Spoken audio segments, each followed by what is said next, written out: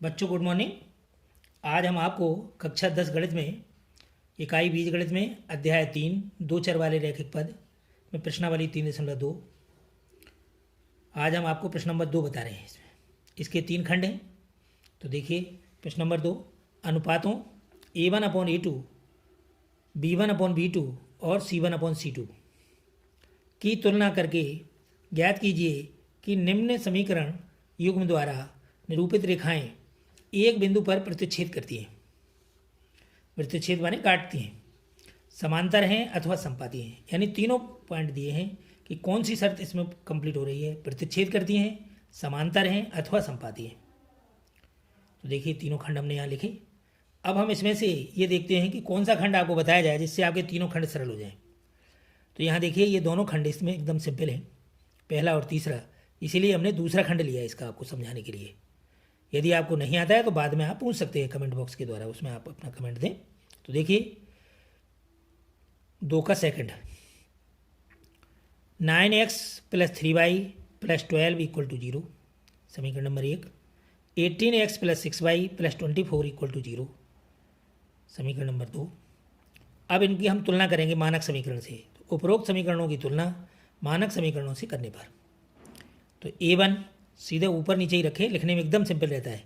A1/A2 = 9/18, B1/B2 ये by के मान है तो ये हो गए 3/6, ये C1/C2 सीधा 12/24। इनको अगर ये कैंसिल हो रहे हैं तो इनको कैंसिल कर लीजिए, लघु रूप में बनाइए इनको। तो ये तीनों कैंसिल होंगे, 9 एकम 9, 9 दूना 18, यहाँ 3 एकम 3, 3 दूना 6, 12 एकम 12, 12 दूनी 24। तो इनके हमने मान रखे A1/A2 = 1/2, B1/B2 = 1/2 और C1/C2 = 1/2। तो तीनों में 1/2 आ रहा है, अर्थात तीनों जो है इनके मान जो अनुपात हैं वो आपस में बराबर हैं।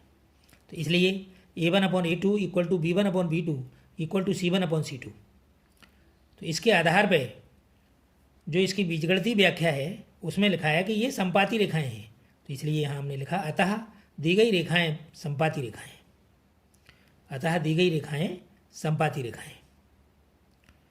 अब देखिए नेक्स्ट क्वेश्चन नंबर 3, अनुपातों A1/A2, B1/B2 और C1/C2 की तुलना करके ज्ञात कीजिए कि निम्न रैखिक समीकरणों के युग्म संगत हैं या असंगत हैं। इसमें जो है केवल संगत असंगत की व्याख्या हमें करनी है और ना हमें ग्राफी निरूपण करना है और ना बीजगणितीय निरूपण करना है। तो देखिए अब यहाँ पर हमारे 5 खंड दिए गए हैं। ये सवाल में 5 खंड हैं, तो इसमें हमने पहला, दूसरा, तीसरा, चौथा, पाँचवा सभी का निरीक्षण कर रहे हैं।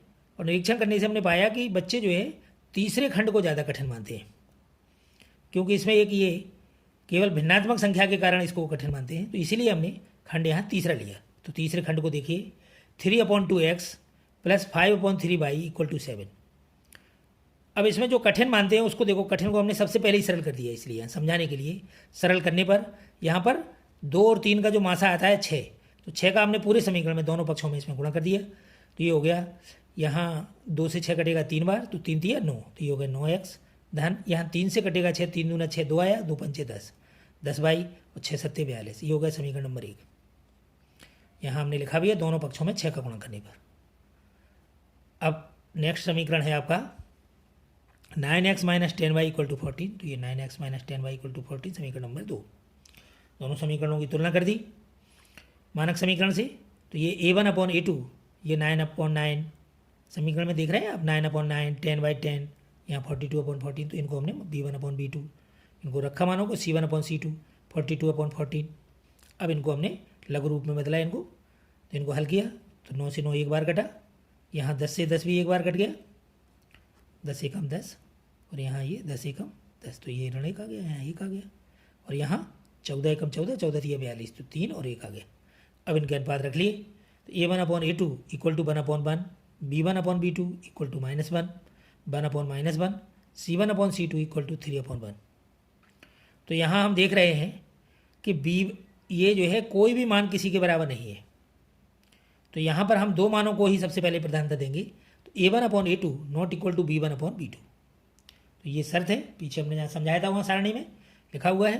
तो इस प्रकार की जब रेखाएं होंगी तो क्या पोजीशन होगी, दोनों रेखाएं संगत होंगी, इनका एक निश्चित एक अद्वितीय हल होता है। तो ये आ गई, अतः दी गई रेखाएं संगत रेखाएं हैं। और शेष हमने जो गृह कार्य आपको ये दिया है, दूसरे का फर्स्ट और थर्ड और तीसरे का फर्स्ट, सेकंड, फोर्थ और फिफ्थ। यदि इसमें से कोई क्वेश्चन करने में, कोई प्रश्न हल करने में आपको कोई समस्या आती है तो आप कमेंट बॉक्स में जाकर के लिखिए, मैं आपकी समस्या को सॉल्व करूँगा। धन्यवाद।